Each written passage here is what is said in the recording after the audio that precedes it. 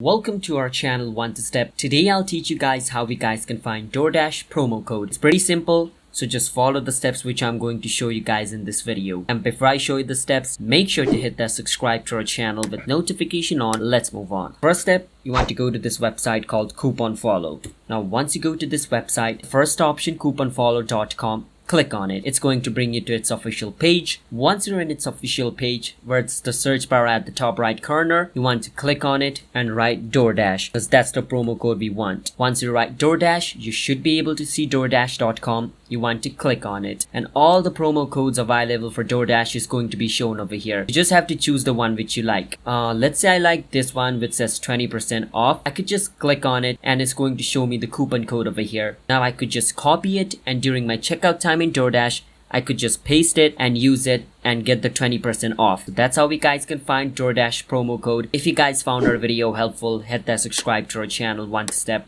I'll see you guys next time.